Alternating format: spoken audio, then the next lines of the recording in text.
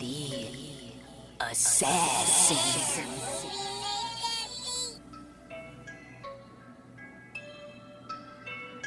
You know I break necks, call me Jack Tate. I have no regrets while your life is fading.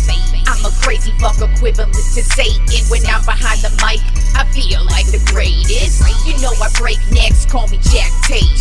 I have no regrets while your life is fading. I'm a crazy fuck equivalent to Satan. When I'm behind the mic, I feel like the greatest. What up, y'all? You're listening to Sports Talk with Tropp, and I'm your host, Katie Tropp.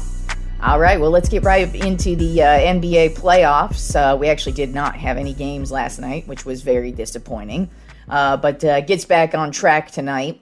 Let's start off in the Eastern Conference. The Philadelphia 76ers versus the Miami Heat series is basically going about how I expected.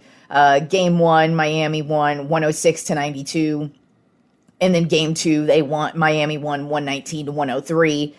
Essentially, they just kicked the crap out of the 76ers.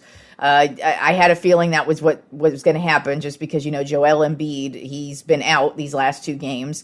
And I figured his absence was going to be way too much for the 76ers to overcome. And you could tell good old playoff James Harden is out in full force right now. He's doing his great disappearing act like he always does come postseason time. So, Miami's up 2-0 right now on the 76ers.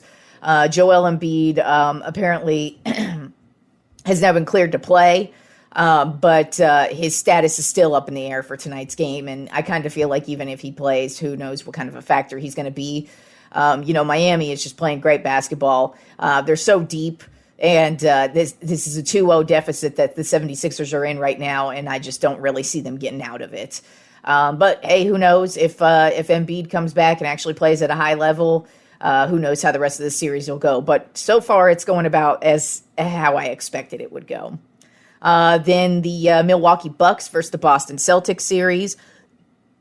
Game 2, Boston ended up winning 109-86. This series is tied at 1 currently. And basically Boston got right back on track in the last game.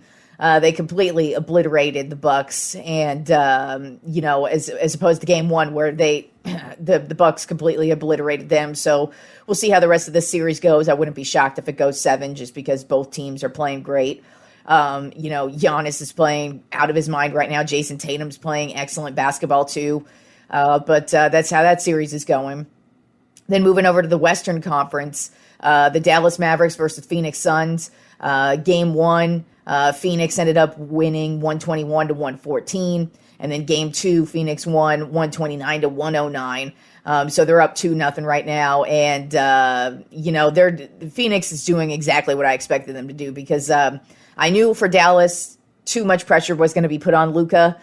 He's a great basketball player, but you can't do it all on your own, and Phoenix is just so deep, and they're playing such great basketball. They've been playing great basketball all season. And so, I'm not shocked that they kicked the crap out of the Mavericks. At this rate, it's going to be shocking if the Mavericks even get one win. I wouldn't be surprised if they get one win for sure because these next two games are going to be in Dallas. So I would expect them to at least get one of those home wins. But Phoenix is on fire right now, and they're looking to be like they can't be stopped. So, and they're really frustrating the hell out of the Mavericks at this current point in time. And then the Golden State Warriors versus the Memphis Grizzlies. Game 2, Memphis won 106-101. It was a battle. This game was, towards the end, it was back and forth. Ja Morant ended up with 47 points, and this series is tied at 1. And this is so far, both of these games in this series have been excellent. You know, they've both played great defense. There was Gary Payton Jr. did end up breaking his elbow on a flagrant foul by the Grizzlies, which it kind of looked like it was a kind of a retaliation for the previous game where Draymond Green had the flagrant foul. Although I didn't think that was that big of a deal. But Gary Payton Jr. He ended up busting his elbow, and he's been a huge factor for the Golden State Warriors so far. So we'll see how the rest of the series goes without him. But so far this series has been has been excellent to watch. And then tonight's games, we have Game 3 versus the Miami Heat versus the Philadelphia 76ers. And then we have Game 3 between the Phoenix Suns and the Dallas Mavericks tonight. So we'll see how those games go. And then also in NBA news, Tyler Hero, who plays for the Miami Heat, he ended up getting the Sixth Man of the Year award. Definitely well-deserved. He's had such a great season so far, and he's definitely been a huge factor as to why this team has been so good. So that's definitely deserving. Then a couple things happened in the NFL this week. They announced all the international games that are going to be played this year. So in London, the first game is going to be the Minnesota Vikings versus the New Orleans Saints. I'm sorry, London. That's an awful game for you guys. The Vikings, who the hell knows what you're going to get with them. And then the New Orleans Saints, I don't really expect them to be a good team at all this year. So that's going to be a very disappointing game to be sending over to London. And then the second game in London is going to be the New York Giants versus the Green Bay Packers. Now, that's actually good for London right there, just because at least they get to see Aaron Rodgers. The Giants probably won't be good at all, but they at least get to see a Hall of Fame quarterback play in London. And then the last game in London is the Denver Broncos versus Jacksonville Jaguars. The Jacksonville Jaguars, they basically play there every single year at least once. And so I'm sorry, London, that's the team that you always get. But at least they get Denver. They got Russell Wilson, so at least they get to see some good quarterback play. And then the Germany game, the first time that the NFL is going to be in Germany. So the first game in Germany is going to be the Seattle Seahawks versus the Tampa Bay Buccaneers. I'm sorry that they have to see the Seattle Seahawks, but hey, at least you get to see Tom Brady play. So that's about the only saving grace in that game. And then the final NFL international game is in Mexico City. San Francisco 49ers versus the Arizona Cardinals. That's actually a good matchup right there. You get to, who knows how the teams are going to be at that point, but at least you get two division rivals. And that's going to be a very interesting matchup there. So those are the international games that we have coming up in the NFL this year. And the actual schedules are going to be released I think Wednesday, Thursday. I think Thursday is when the official schedules are going to be released. So we'll see how all of our teams are going to be, what their schedule is going to be like next week. Then moving on to baseball, just a couple things happened this week. Dusty Baker, the manager for the Houston Astros, he got his 2000th win.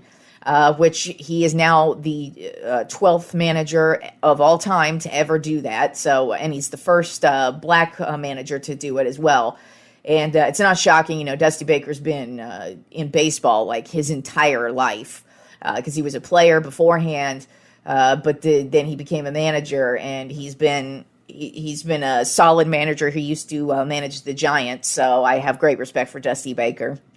And it's great to see him get his 2000th win because he's a legend. So congrats to him. And then something kind of hilarious happened earlier this week. First, I just got to say, it's just like this baseball season is so weird with the umpires. I don't know what's up with the umpires, but it's like they act like they're the show now because there's been so many like crappy calls and just weird things happening. And this was one of them. So Madison Bumgarner, he currently pitches for the Arizona Diamondbacks. He's actually my favorite baseball player of all time because he used to play for the Giants, and we won World Series with him. Actually, the 2014 World Series we won because of him. And I also just love his attitude on life. And he also has this hilarious accent where he sounds like Boomhauer from King of the Hill, where you can like barely understand what he's saying. I talk like this, man. My name is Madison Bumgarner. I pitch for the Diamondbacks. You can't even really understand what the hell he's saying. But earlier this week, it was either the first or second inning, and last year they started this new stupid rule where the pitcher basically has to get his hands and his hat checked every time he walks, every time the inning ends. And so they'll be walking off the field, and then they have to go to the umpire, show them their hands, show them their hat, and they're just checking for pine tar or substances that a pitcher might use to put on the ball. So Madison Bumgarner, he's walking back to the dugout, goes to the umpire, and the umpire is not even looking at his hands. As a matter of fact, he has Bumgarner's hands in his hand, and he's like massaging it, where he's like pretending to see if there's anything in his hands. And this whole time, Bumgarner's just looking down at his hand, but the umpire is staring right at him. So it's like he's trying to goad him into being an asshole. And, after after a little bit of time goes by, Bumgarner is like, dude, what the hell is your fucking problem? And he told him to fuck off, and he basically had to be held back, and then he got kicked out of the game. But yeah, it was just the most oddball situation I've ever seen, because you could tell when you watch the video that this umpire was basically trying to get him to do something, which isn't shocking, because one of the reasons why I love Madison Bumgarner is he doesn't take bullshit. He does shit like that. He's very outspoken about certain things in life and baseball. And so I kind of looked like to me that this umpire just wanted to start some shit with him. And he did. And it was very weird.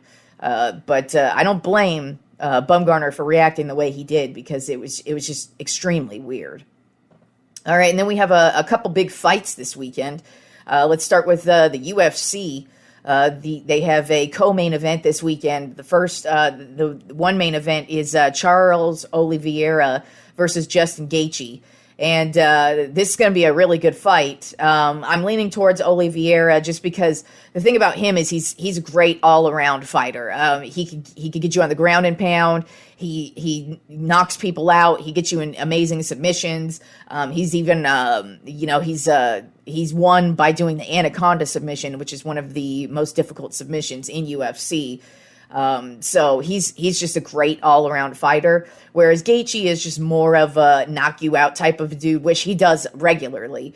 But his last he seems to have kind of lost his I don't really know, maybe like his he's just not as exciting as he used to be. And so I just kind of think Oliveira is going to probably get him on the ground and get him in a submission, just because Gaethje's not really known for his grappling skills. Whereas, like I said, with Oliveira, he's just a great all-around UFC fighter. But the co-main event that I'm really looking forward to is Rose Namajunas versus Carla Esparza. Namajunas is a bad fucking bitch. I love watching her fights. Her second to last fight was one of the best, where she knocked the bitch out with just a kick to the freaking head. That was one of the greatest knockouts I've ever seen. She had another really good knockout a few years ago as well. But she's mostly ground and pound. She's really going to get you on the ground and get you in a submission. But Carla Esparza, she's been around for a while. She actually used to be the strawweight champion and lost that. And so she's kind of back to try and get her, see if she can get that title back. She's a good fighter as well. She the last fight I saw of hers, she knocked another excellent fighter out. I can't remember the fighter who she knocked out, but her last fight was really good, and it was kind of surprising too, because she was it looked like she was going to lose, but then boom, she knocked this bitch out like cold. So this should be a very interesting fight. I'm leaning towards Namajunas just because she's on fire right now, and she's an excellent fighter. And I wouldn't be surprised if she tried to get Esparza out with a submission. But hey, it would be awesome to see her kick the crap out of somebody with one of those high kick knockouts like she did a couple fights ago. So that's what we've got going on this weekend for the UFC. And then in boxing this weekend, we have Canelo Alvarez versus Dimitri Bivol. And Alvarez, he is an excellent fighter. I would say he's probably the best fighter fighting right now. I mean, he's got some great skills. He's got like the fastest hands you will ever see. And he, like his bread and butter is where he will just like hook you in the face, and then he'll hook you in your body. And he's just like known for the body shots where he just knocks you out. And a lot of people don't really realize how bad a body shot is, because you kind of look at it and go, oh, that's not that big of a deal. But they'll hit you in the liver or the kidneys or wherever, and it's like you have to come back from that, and it's usually difficult to do. And if you watch some of his past fights where he has knocked people out just with body shots, it's amazing to see. So he's definitely favored coming into this fight, even though I think Bivol is going to be he's going to be a good match for him. The one thing that I really do respect about Alvarez, though, is that he's really taking advantage of not only being a great boxer, but he's making a shit ton of money off of it. You know, some boxers over time, they'll just fight a bunch of tomato cans, and just so they could get the wins, and you know, sometimes they're just getting paid. Whereas Alvarez, he's getting paid. He's making a shit ton of money. I believe he signed like one of the biggest boxing contracts in history with DAZN. And so it's great to see that. But also, I like that he doesn't just box tomato cans. He really likes to box real legitimate people. I mean, his one and only loss he's ever had was against Floyd Mayweather. And that was both of them. That was a good fight. And like I said, that's his only loss. So you lost to Floyd Mayweather, one of the greatest boxers of all time. So that's not a bad loss to have on your record there. But I just really respect his entire career and what he's done with his career. And I love that he likes to fight real boxers. You know, he's fought Triple G a couple times, a legit boxer. Mayweather, Bivol, I wouldn't call him he's 19-0, so obviously he's good. But I don't know if he's really at Alvarez's level, but I kind of expect Alvarez to win this one. And so it should be a good fight, though. Overall, it's going to be a good fight. And also, when doing research on some of Alvarez's old fights, it was not a difficult task for me. Not only because I love boxing, but also because Canelo Alvarez is fine as hell, and he's in excellent shape. So watching him shirtless working out was actually quite fun. So just thought you should all know that. All right. So today I'm going to end the show with one of my Tropp 5 lists. And tomorrow is actually going to be Buster Posey Day for the San Francisco Giants, who have had a bad week of baseball this week, by the way. They got their asses smashed by the Dodgers, got swept by them, so I'm not happy about that. But tomorrow's going to be Buster Posey Day. If you don't know, Buster Posey, he was a catcher for the Giants, and he just retired this last season. And he had a Hall of Fame level career. He was a great Giant. We won 3 World Series with him as catcher. And, he's been a part of some really big moments for the Giants. And with that being said, since tomorrow is going to be Buster Posey Day in San Francisco, I decided I'm going to do my Tropp 5 Buster Posey moments. Just a couple of things about Buster Posey. His career batting average was a .302. That's batting average. He had 1,500 hits, 158 home runs, and 729 RBIs. And so let's go ahead and start off with the Tropp 5 Buster Posey moments, with number 5 being his 2010 Rookie of the Year season. So his first game, he actually ended up going 3 for 4 with 3 singles and 3 RBIs. That was his first game. He actually ended up hitting a .305 batting average and 18 home runs that year, which ended up getting him the 2010 Rookie of the Year. Right out the gate. Even when we drafted him, he was one of the number 1 overall prospects in the game. And so he comes right out the gate and wins Rookie of the Year. And not only did we win Rookie of the Year in 2010, but that year we won our first World Series of 3 under Buster Posey's time as a catcher with the Giants. So 2010, he came in, and that ended up being a big deal for the Giants and the start of a great career from Buster Posey. All right, and then number 4 on my Tropp 5 Buster Posey Moments, the 2012 NLDS Game 5.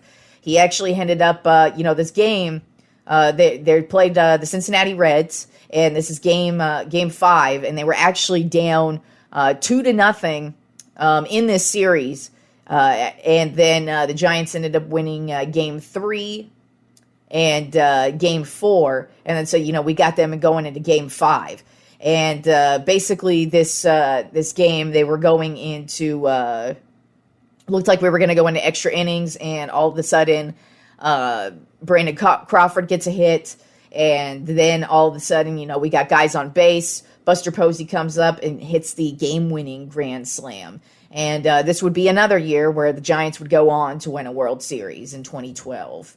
Then at number 3 on my Tropp 5 Buster Posey Moments, 2014 NLDS Game 2 versus the Washington Nationals. This game ended up going 18 innings, and Buster Posey actually was the catcher for all 18 innings, which says a lot because usually, especially the catcher or the pitcher, that's usually who you want to switch out in those long-running games. Because, you think about it, the catcher is in one of the most awkward positions for the entire game. And for 18 innings, he ended up going the distance. And the Giants, I believe, this game was tied at 0 for the longest time. And then finally, they were able to get some runs, and the Giants ended up winning in 18 innings.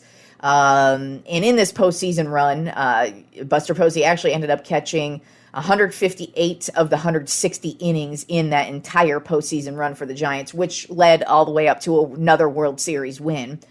So, that just goes to show, the first 2 moments, they were basically about him hitting. But this right here just goes to show what a great catcher he was and that he went the entire distance. All right, and then number 2 on my Tropp 5 Buster Posey Moments, June 13th, 2012, when he caught Matt Cain's perfect game.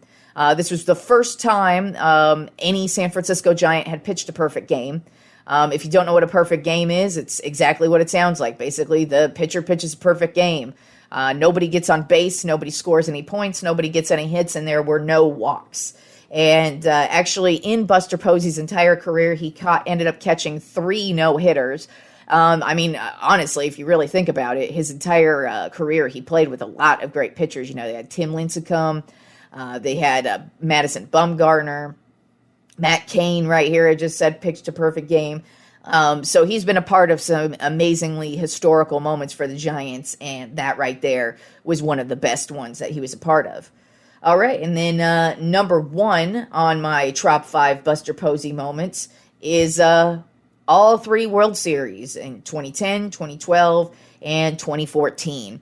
2010 and was just amazing because it was the first one of all of them. But what's great about all 3 of them is that basically they all ended the exact same way, with Buster Posey running up, he catches the last out, and he's running up to whoever the closing pitcher is in the final game, and it's just elation. It's just, we won this thing, and those are my favorite Buster Posey moments because he always came to play. He was never, other than the season he got injured when he broke his ankle. He was solid all the way around. He was a 7-time All-Star. He won the NL MVP in 2012, Rookie of the Year in 2010, Gold Glove in 2016, 5-time Silver Slugger Award. He's 2-time Defensive Player of the Year, 2-time Comeback Player of the Year, 2012 Batting Champion. So he's got a lot of accolades. He's definitely, in my opinion, a first ballot Hall of Famer. You never know what the Hall of Fame is going to do, though, because they're always such sticklers when it comes to voting people in. They always like to say, oh, we got to make you wait. But hands down, he is one of the greatest baseball players of all time. Shut up! Sorry about that. My dog's being an asshole. But luckily, that's the end of the show. And so those are my Tropp 5 Buster Posey moments. And, enjoy the weekend of basketball. Like I said, we've got We've got the Miami Heat versus the Philadelphia 76ers and the Phoenix Suns versus the Dallas Mavericks on tap for tonight. And got more baseball this weekend and those excellent fights. So enjoy this weekend of sports. Peace out, y'all.